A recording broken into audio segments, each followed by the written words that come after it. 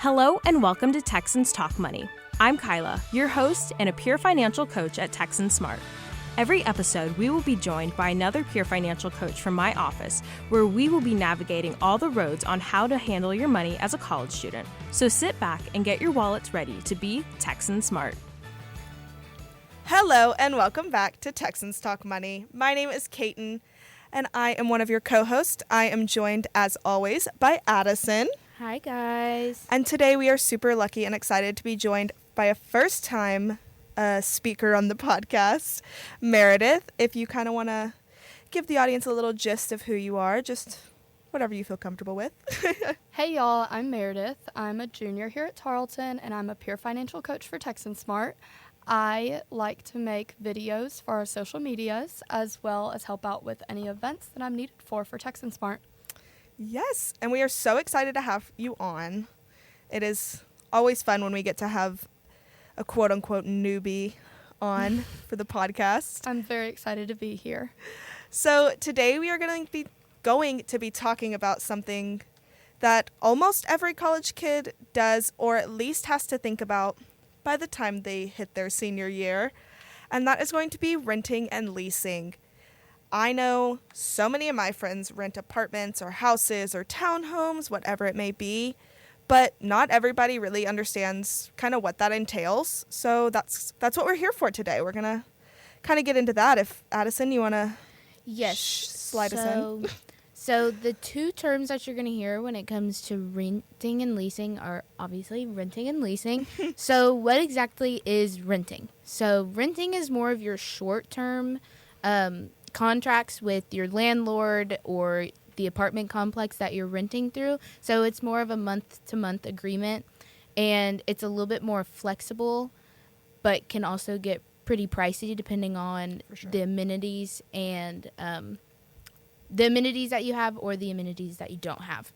And then leasing is your fixed term, so you decide how long you're going to be there, or your landlord decides this is how long you have to live here, so don't get too comfy. Those usually last a little bit longer, so, about 6 or 12 months, kind of depending. And that's your stable rent. That's going to be regular and doesn't really flex at all. And then that is a much larger commitment. It's kind of harder to get out of that than it is a rent. It's harder to transfer that over to somebody else if you decide, okay, I'm done living here, I'm going to go wherever. For sure. I mean, there's definitely pros and cons to both. As you said, renting, you have more of a flexibility to move. Let me backtrack a bit. You will hear people use these interchangeably. And, I mean, you can because you do pay rent when you lease. But they are technically two different things. But if you ever hear them come interchangeably, they're not technically wrong. They're just, they have their own definitions. But like you said, the renting month to month has more flexibility when you want to move. But you do typically have a higher monthly cost just because they don't have the security that you're going to be there for as long. So they have to make their money where they can. It's very good for your temporary housing needs. So, like, let's say you have an internship over the summer and you just need to rent for 3 months. Sometimes you can find people who do monthly rents, and that is the situation where you would need that. We around here, at least for me, I lease, and I think that's how most apartment complexes and houses, at least in the Stephenville area, do it, as far as I've looked into. So that you're typically locked into your price for the term, whether that be a 6-month or a year-long lease, however your landlord and you work it out. I'm typically on a year-long lease. I think, Mare, I know you do a house. So I lease my house for a year at a time, actually. Yeah. So my rent does not fluctuate. It is locked in for that whole year's lease, which I appreciate a lot because I'm not blindsided whenever it goes up or anything like that. I always know exactly what I'll be paying and when I'll be paying it. Yeah, it's so nice. I don't know how people I don't know how anybody could go from paying a pretty smaller amount of leasing to $1,000 extra, and you're like, hello? Where did that come from? 100%. instability of that would spook me, but I totally understand where it can be useful. I think the landlords around here really like these college kids and don't want to scare them off. So I appreciate that. They do us, but as far as I've ever had experience, they've done me right. So there are a few different types of rental agreements. I've seen the two main ones that I see are month to month and fixed term lease. Again, month to month, it's renewed monthly. It's great for your flexibility, has that higher rent. Your fixed term, stable cost, required you to commit, and it can be pretty difficult to end it early. So this is where you see people getting subleases because they need out of their lease and they can't get out without having someone take it over because that just may be the way it was written in their lease. Yeah. Whatever it may be. It can be hard. It can sometimes dink your credit because you have to break that lease, which is never any good, but sometimes you got to do what you got to do, I guess. You always have more specific little tidbits in your leases than you do a rental agreement, just because a lot of the time you're going to see lease on a house, so that's somebody's property that they own and they're giving to you. And so then when you leave them in the dust and you're like, hey, I'm leaving, and they're like, hang on, I need this money from you. Where are you going? They're going to be a little like, no, now you got to pay me all this money that you're taking out of my pocket all of a sudden. So you just got to make sure you know what you're getting yourself into with each of the different renting types, types of agreements. Yes.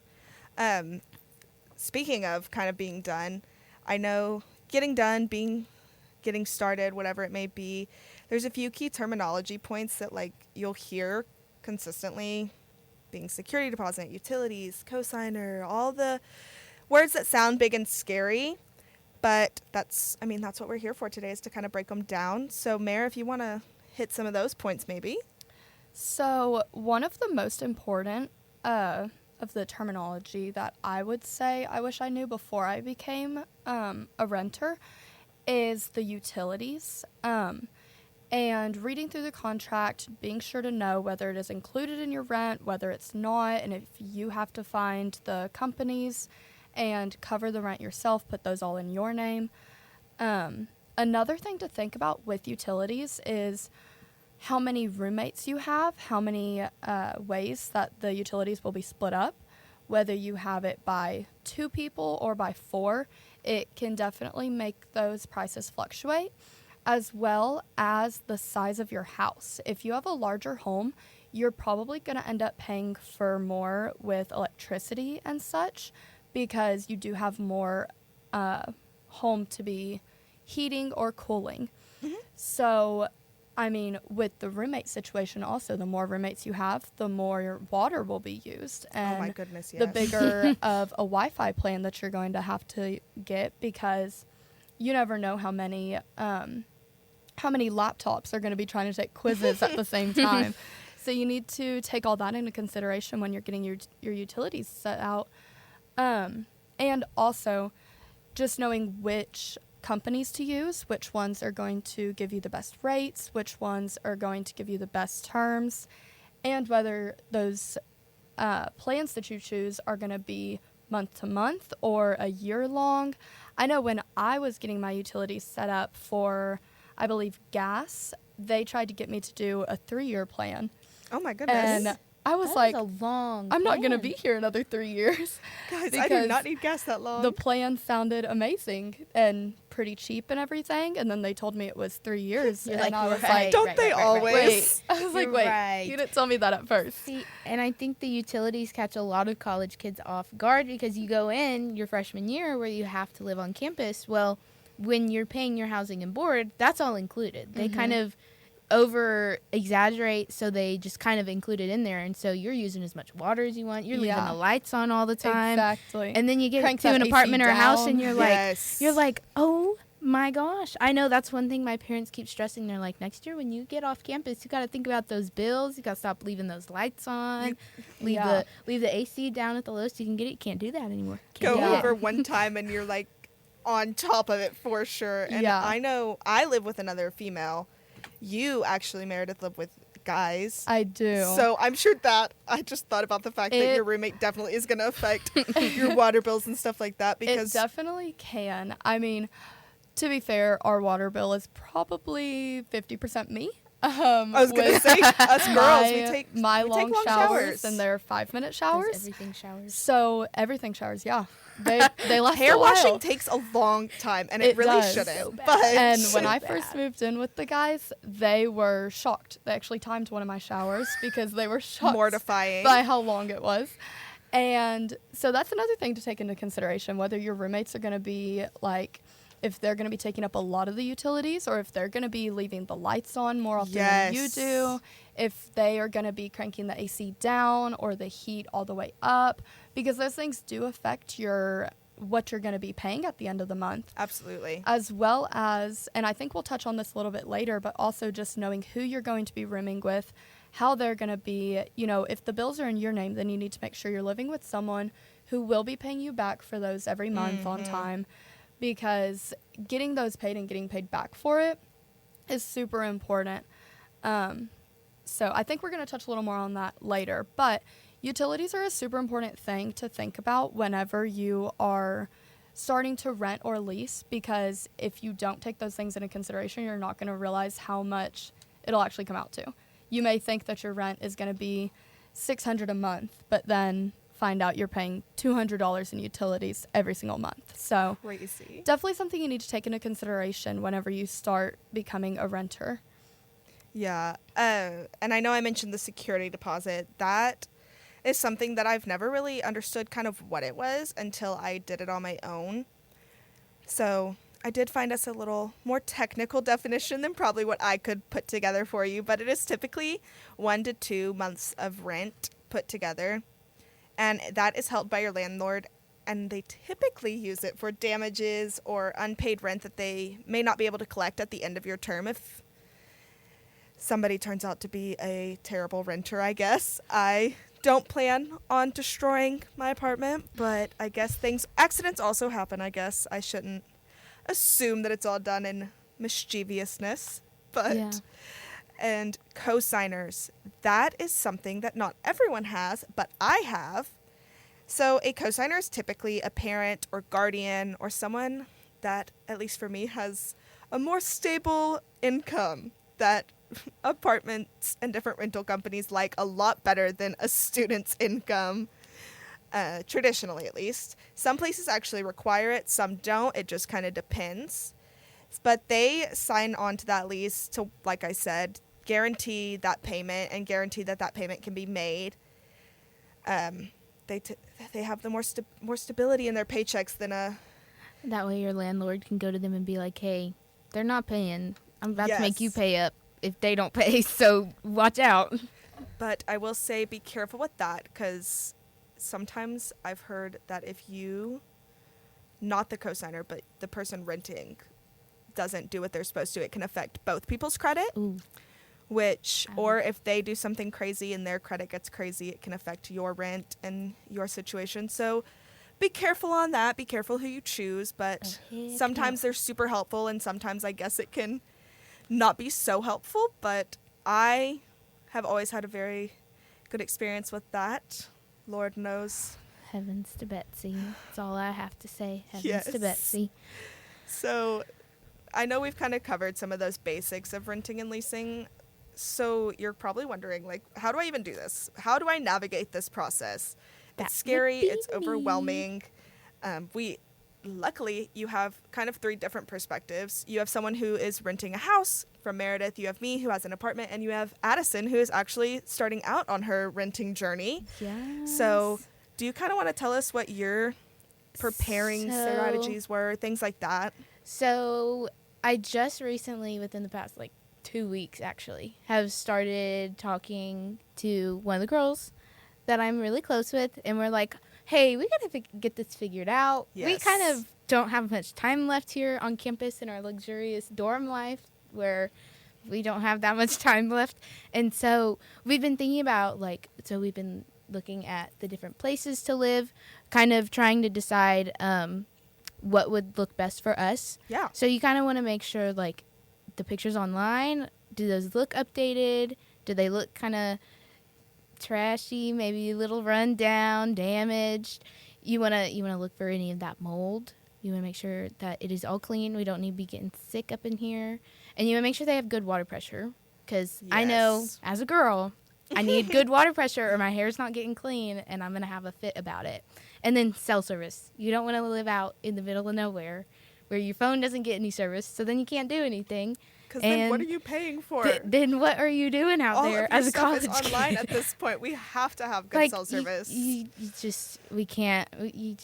got to look at some of that stuff. I personally didn't think about how much having a good cell service would affect me until my Wi-Fi went out at my apartment a while back, and didn't have good cell service in where we're at, like just this part of town we're in. And I was like, oh my goodness, I'm gonna have to get out of my PJs and go to the library. Darn, like a regular college kid. But thank goodness I am close to campus. But yes, that is something I didn't think about. So that's a good point to bring up, actually. And then you want to think about, what the rent may be. You don't want to be like, oh, this place is super souped up. It's nice. It's got all this nice stuff. And then you get there and you're like, I can't pay any of this. I don't know what I'm doing here. So you want to make sure that it's only 25 to 30% of your monthly income. Yes. And that you're also thinking about what your utilities and any other fees you may have, such as maybe a pet fee if it's pet friendly, or if they make you pay separately for internet or anything. So you want to take that into mind. That way you don't go somewhere that's charging you $900 a month, but you can only afford $550 a month. You don't want to go in there and be like, where do I get this extra $400 that I need? And you just want to make sure that you're also living somewhere that's close to campus. You don't want to live 20 minutes away, but you don't want to, and if you're also not looking to live right on campus because you're like, I want to get away from all this. Like if you want to be a little bit more secluded, make sure it is a cost saving so you're not spending a bunch of money on gas, and then also make sure that it's convenient for you and maybe anything that you're involved in. Yes, for sure. I know we looked at a few places on like theapartments.com and things like that, and the rent sounded great until I realized I had to furnish it. I had to pay the utility bill on it, all of those things. Yeah. I think another thing about that is, because we are all college kids, making sure that you're close enough to campus, because we all know how the parking situation is here. Oh my goodness. So having a place that is so far away from campus that you're having to make a, let's say 15, 20-minute drive before your 8 a.m., that can be a lot. Are you really going to get up? That's always the question. Yes. Yeah. Live where, if you're a late riser, don't live far away. Yeah. And think about school zones. Think about those school zones, especially with those 8 a.m., 9 a.m.s. If you're having to drive through a 20-mile-per-hour zone, that's extra 5 to 10 minutes on your commute to school. My entire commute, if I don't go on Washington, is a school zone, which is kind of insane, but yeah, finding happens. somewhere that is a convenient location is definitely something to take into consideration. It honestly could be worth the extra $50 rent at the end of the day, because you are getting to save a little more on gas or the convenience of your time and the convenience of parking, especially. That's definitely something to take into consideration too when you're searching for a rental property. I know I did. The biggest thing is looking at your lease. Look at all of the different restrictions, the qualifications. You make sure that they're not going to be like, oh, by the way, you actually can't rent out this apartment because you have a terrible credit score, or we need something physical to prove that you're not going to dupe us out of all of our money. So you want to make sure that you look at all the terms and conditions and the subletting, when you're going to have to renew, how often you're going to have to renew, what all you're going to need when you sign that lease. And then what it's going to be like if you unexpectedly have to break your lease, or you're like, I got to get out of here, I need to go, but do I have to put up with it for just a little longer because breaking my lease is going to tank me?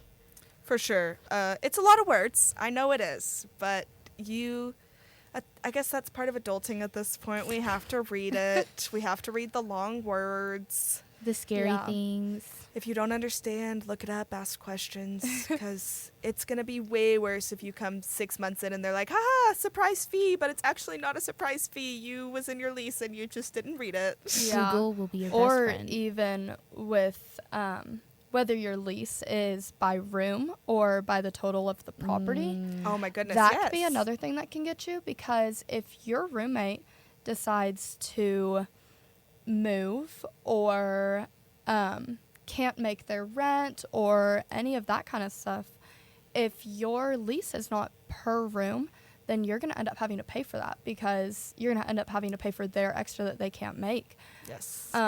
So that's also another thing to look for, because I'm super fortunate that my lease is by room.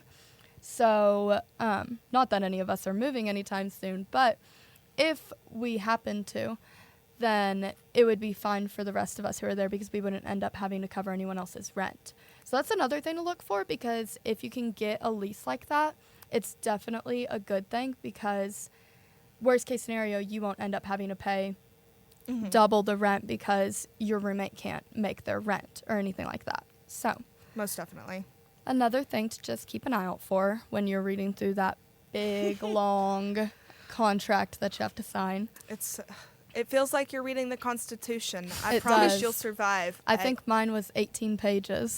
They get a little wild, but also they have to cover themselves. You need to read it to make sure you cover yourself later Yes. on.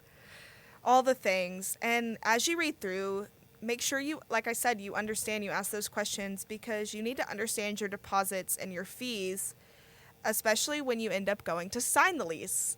So you need to know how much is due up front. How much is due when I sign this paper? Is it going to be just first month's rent? How much is my security deposit? All of the things. Will you get it back after you move out? Yes. What is actually covered by the security deposit? All of the Just above. Ensure that you are well informed for yourself and your own safety. That feels like the wrong word. Financial But safety. Financial safety. Financial yeah. safety. It applies. Okay. Another thing, insurance. Crazy. You wouldn't think you would have to think about it, because, what do you mean? I'm only in college. Renter's insurance. Insurance is a Some scary places, at the place I'm living currently, they have an option where they offer renter's insurance through them. You can pay a little bit extra onto your rent and they will cover it. I personally opt out of that and chose to go through a insurance company that we know and do renter's insurance that way. But it is super important to at least consider renter's insurance if you're not required to have it. I'm sure a lot of places require it at this point. Don't quote me. But that is just to kind of cover your personal belongings in case of like theft or damage. If your house floods, your house floods, anything like that, you can find the right policy to cover it. I'm no insurance expert, but it is important to have. It's always a good thing to look at. I have it. It's just something we unfortunately have to look through. You can search for a good insurance policy the same way you did your utilities and all of those things. It's just one of those tedious little things you have to do. I think another thing is roommate considerations. When my you're going to goodness, sign a yes. lease and other people are having to sign it with you, think about who you're living with. If you have moments when you're with them and you're like, oh my gosh, I can't stand you, I need to get away from you, maybe don't live with them. Yeah. Maybe don't live with them. I know the girls that I'm talking to about living with, we were like, maybe we can find a fourth person. But we kind of given up on that because we're like, we're all a little extra, and it's kind of hard to find a fourth person that's really extra and isn't going to, despise us. So we've kind of Yes. been like, maybe we'll just stick to ourselves. We won't do that to somebody else. 100%. Yeah. It's also super important to, get a person that you're living with who you know that you can, how do I word this? Rely on? Trust to Like, pay. If you have to hash it out for that's the a fair betterment point. of the Yes, house, yes. then you can do it and you can move on. Because I know me and my roommates have gone through that. If one of us is not pulling our weight with the dishes or vacuuming or anything like that, we're able to tell each other, like, hey, step it up. Like, you haven't done the dishes in a week or two. Come on. And then we'll get that reality check. We'll step it back up, and then we'll move on. And we're still friends, and it's all fine. So I think that's another thing to make sure that you pay attention to when you are picking a roommate, because if it's not someone that you would be comfortable with having those hard conversations with, and then still being able to move on and go grab food together after, then maybe you should consider a different route, because it's super important to just be able to have those conversations for the betterment of the house, because at some point those conversations will have to be had. As well as, like I said earlier, making sure that everyone is able to take care of their portion of the bills, because especially if they're in your name, you need to make sure that everyone is able to pay you in a timely manner. Shared things like trash bags, paper towels, toilet paper, those things are split among the house. That's another thing to consider, that you're going to have to be splitting with everyone, making sure that everyone is pulling their own weight with that. Unless you choose to store your own toilet paper in your room. I mean, you could just bring it out to your bathroom each time if you want to. But just making sure that you live with someone who is on the same page as you about everything is definitely something to take into consideration, especially with your lifestyles. Like, if you are a night owl and they are absolutely not, maybe consider a different route, because you don't want to be keeping them up all night. You wouldn't want them keeping you up all night if it was the other way around, or waking you up super early in the morning. Just making sure that you're living with someone who is on the same page as you about everything is super important to take into consideration. Yeah. Hard conversations will come up, and it's just inevitable. It's inevitable, but it has to happen those things have to happen for the betterment of your house. Like, if you don't have those hard conversations, then they won't realize, and maybe they didn't realize, they hadn't realized, like, oh, I haven't taken the trash out in like 2 weeks. But once you call them out on it, then they'll realize, and it'll be fine. In a respectful manner. Yes, in a respectful manner. And then it'll be fine. You'll go back to normal, and you can go eat at D-Hall together after, and it's all fine. Yes. At least that's how me and my roommates are. I know we've had to have those conversations a couple times, and then afterwards we're all fine, and it's cool because we're all on the same page about that. Absolutely. So we've covered kind of a lot, but we are just going to kind of close out the episode giving y'all some of these little tips and different things to think about that we either didn't think about when we were first doing it, or we know people don't always think about. So something that I didn't really think about until it came up onto me was pets. I have a dog that is my pride and joy, as I'm sure most people's dogs are, but that's my baby child. So pet fees, or is it a one-time fee? Is it pet rent? What happens if it's an ESA? Do they accept ESAs? Are there breed restrictions, weight restrictions, different things like that are all questions you should ask if you're planning to bring a pet. If you're not, then you're in the clear and you don't have to think about it, but it's still good information to know just in case you or your roommate later on decide to bring a pet into the house. All those goody little things. Another thing, parking availability. Is it good parking on site? Yeah. That's definitely something to figure out, even with the city beforehand, because I know at my house, this is my second year living there, and just now a couple months ago we actually had to get parking permits to park on the road, because we do live right by a school. So with the school traffic and everything, we ended up having to get parking permits from the city, which thankfully they did not charge us for, but that's something to look into. Are you going to be able to, if it's a 2-car driveway, but you have 4 roommates, like, who's going to park on the street, who's going to have the parking permits, all of that.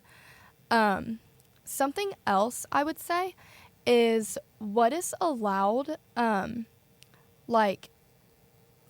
to be outside of the house. Oh my, because I know for a minute there, one of my roommates had a smoker to smoke meat and everything, and he had it out front for a little bit, like in the driveway, and the city told us that we couldn't have it there, and so we had to put it in the backyard because that wasn't allowed there. So that's another thing, just like random little like things like that. Like, is the city going to say something about, you know, whatever you have in your front yard? Are they going to say something about where you're parking? Are they going to say something about how your grass is growing? I mean, like, it could literally be anything. I know one of the apartment complexes near campus has a parking lot, but if you're a visitor, you have to get a visiting pass, but they don't always give you a visiting pass, so you'll see people parking on the street, like back in the neighborhoods. So you want to make sure that if you're going to have visitors as well, that they'll be able to come and they're not going to get towed or ticketed every time they come and visit you, because then your friends won't want to come hang out with you, or they'll be like, no, we're not going to your place anymore. Yeah.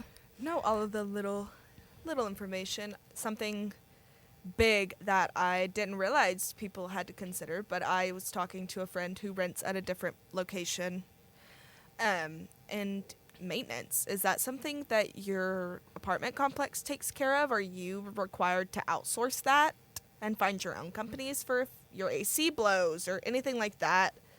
So, because that's another cost that you need to factor in. I'm lucky at our complex, if something goes wrong, our maintenance guys will come and fix it pretty quickly. Yeah. And it's so far been no charge to us, but nothing crazy has broke. Like, I know our microwave went out one of the first few weeks we were there, and they just came and replaced it, and I was like, that's so awesome. I did not want to have to buy a new microwave. Yeah. Another thing that I would say is smart to think about before you decide to rent, kind of like a hidden thing that you wouldn't really think about, but the appliances that you're going to have. Yes. Because, you know, are they going to have a fridge, a washer, dryer, a microwave? Are they going to have all that there already? Are you going to have to purchase your own and have it there? Are you going to have to start going to a laundromat? Like, you know, just knowing what that looks like beforehand, because I know thankfully my house came with all of that. Yes. But there was a second there right before I moved in, and I was like, oh my gosh, do I need to go buy a washer, dryer, microwave, fridge? Like, am I about to have to purchase all of this on top of security deposit, on top of rent? That was something that I definitely was kind of like scared about at first, because that can be a big purchase that you have to make. Washer, dryers, all of that. It can be super expensive. So that's definitely something to question about beforehand.